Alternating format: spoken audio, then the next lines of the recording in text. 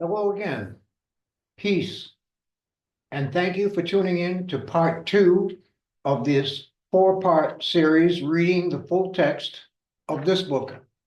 Tomorrow we'll answer Horror and Hope in Palestine by Palestinian historian Muhammad Jihad Ismael. To continue right away with our text, question number 9. Where were you on October 7th, and what were your observations?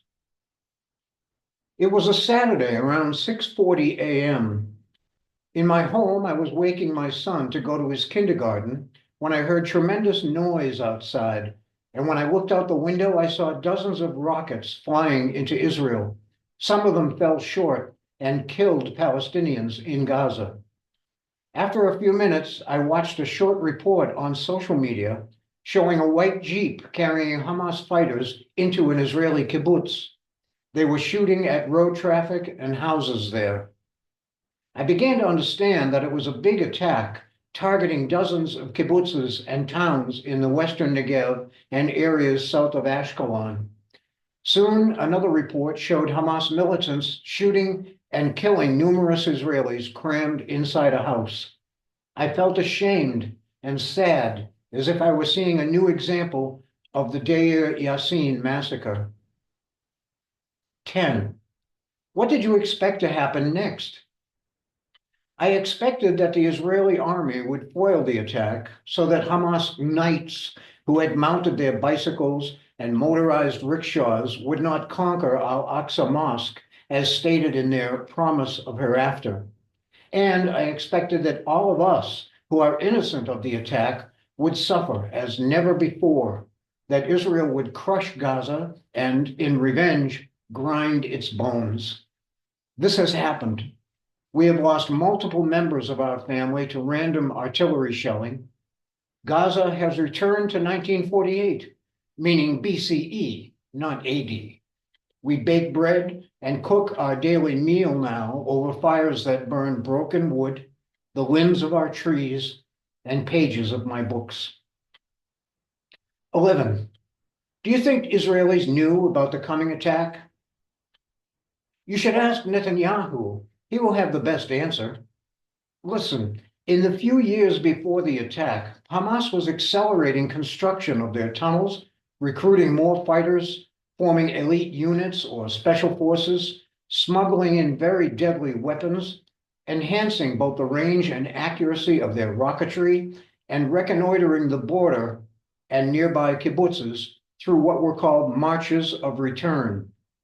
They were training for infiltration and offensive actions, training on ranges constructed with kibbutz-like features. Furthermore, dozens of Hamas fighters had died either in military training or in digging tunnels. Hamas called them Shuhada al-Aidad, or martyrs of preparation. So Hamas was making no secret of all this preparation for the final battle or the promise of hereafter. No doubt, Israeli drone footage, spies, and intelligence reports told Netanyahu about such preparations for something offensive, but he neglected all of it. Instead of carrying out a preemptive attack, he went on supporting Hamas, helping them as the ruling power in Gaza with suitcases of money from Qatar. Iranian money came through Hamas tunnels and other smuggling. So Netanyahu, Hamas, and Iran share responsibility for October 7th. All the Israeli souls killed in the attack are hanged around their necks. 12. Why was Netanyahu supporting Hamas? Netanyahu's aim was to worsen divisions between Fatah and other groups. Divided, Palestinians can hardly organize a state. So these feuds are Netanyahu's best means to prevent one. Not surprisingly, US President Trump admired this strategy and adopted it in his so-called peace plan.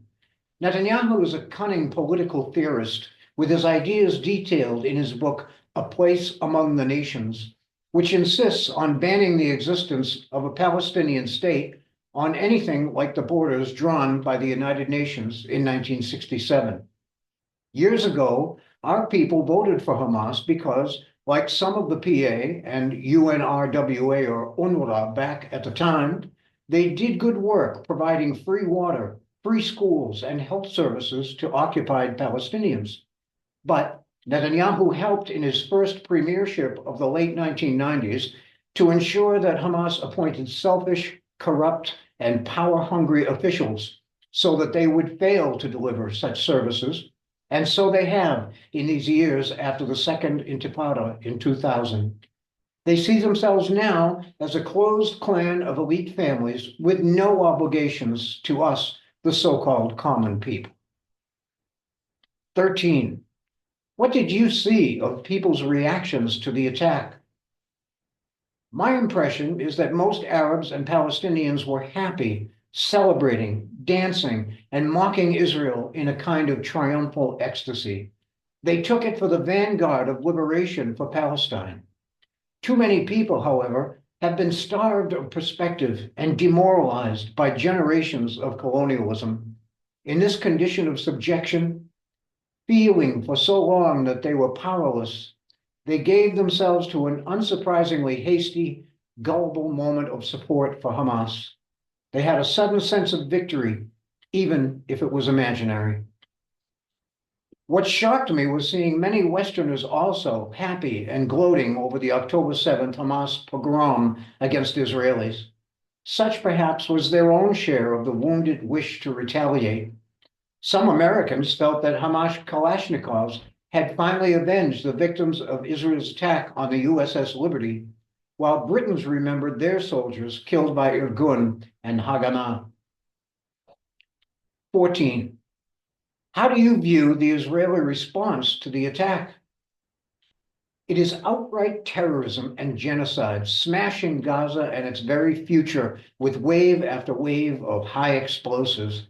I can tell you as an observer that while Israeli defense forces do target Hamas personnel and military infrastructure, Hamas fighters were and are too often hiding and sheltering by force nearby or among our civilian families.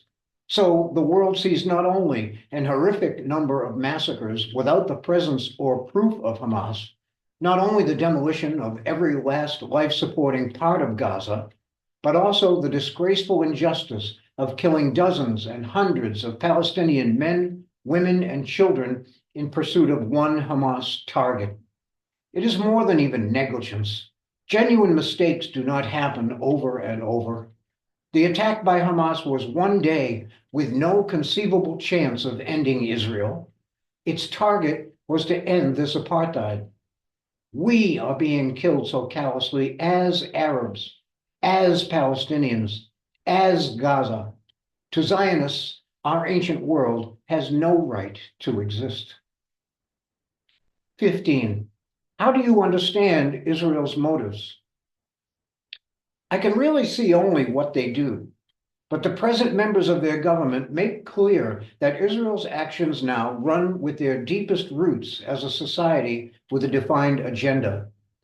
Say what we will about religious and cultural conflict, Israel's central priority is and always has been the, quote, exclusive political possession of the land down to every last acre. As soon as we look at their ancient roots and modern agenda, their problem is the same: the pre-existence of Canaanite and Palestinian civilizations, which for them must be exterminated and erased. Those are the commands of their Torah, but Palestine knew a general coexistence until the Zionist invasion of 1948, when British weapons gave Israelis the strength to resume such murderous conquest. There is much to detail about both sides' ancient origins. For now, there is no hope of mutual healing until we recognize the genocidal agenda that begins as early as Genesis 9, the verse that begins with the lovely, "Be fruitful, multiply, and fill the earth." How many people know what comes directly next? Quote, "Be the terror and the dread," unquote, of, quote, "every living and crawling thing." Quote, "I give you everything," unquote. First of all, the entire inhabited land, quote, "from the Wadi of Egypt," unquote, meaning Gaza, quote, "to the great river Euphrates," unquote, in verse 15, and with it, a curse on Canaanite outsiders who, if they survive, shall be Israel's meanest slave. Every book of the Torah repeats and amplifies their priesthood's genocidal orders. Indeed, the first people murdered for the God of Sinai were Israelites, told in Exodus. Nor can anybody claim they know not what they do. This is clear not only from the obscenely cruel videos by IDF soldiers on TikTok. Look at Genesis 34, where the latecomer Israelites confront the ancient city of Shechem. The Canaanites propose peace through intermarriage. The Israelites reply that if Shechem's men are circumcised, then we will give you our daughters, taking yours for ourselves, and we will stay with you to make one nation.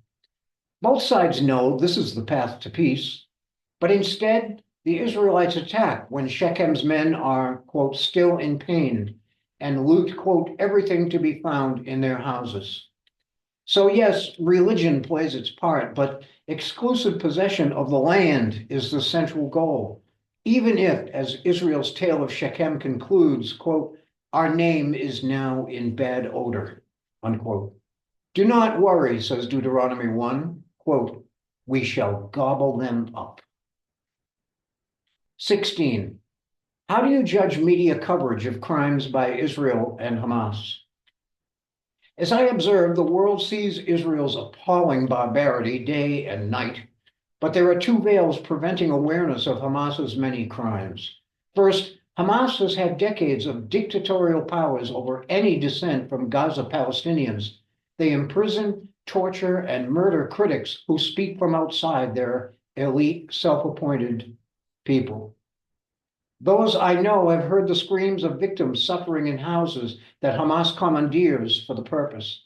Further, Hamas has been stealing most of the free international aid that chances to arrive and selling it at high prices to our penniless, starving people. But when, for example, some months ago, a legless old man in a wheelchair dared to complain in the marketplace, he was shot to death on the spot. So, while each side is weaponizing our starvation, with Israel withholding supplies and Hamas stealing them, I cannot fathom why even Israeli media fail to report such crimes by their sworn enemies, as they do report the truth that Hamas fighters sometimes hide by force among unwilling civilians. The second veil of silence about Hamas immorality runs throughout diverse world media, from Al Jazeera, Qatar, the Muslim Brotherhood, pro-Iranian Shiite sources, and the anti-colonial left in American, British, European, and global reportage, and the anti-colonial left in American, British, and European global reportage, even among their radical leftists. Of course, this has roots in the world's identification with Palestine's long history of suffering, resistance, and the justness of their cause. But the story they tell turns Hamas into a cadre of defiant heroes, ironically making them little Davids against a Goliath, while Hamas policies and actions have brought our people nothing but death and ruination. Ironically also, after decades of media hostility to the Palestinian cause, they now support us incorrectly, harmfully, half blind, as if we all support Hamas. And we find this absurdity even among the pro-Palestinian demonstrations at American and global universities. End of part 2. Thank you very much for listening. Muhammad appreciates it from the bottom of his heart. He welcomes your responses, and we hope you'll continue with part 3 out of the 4 here at YouTube.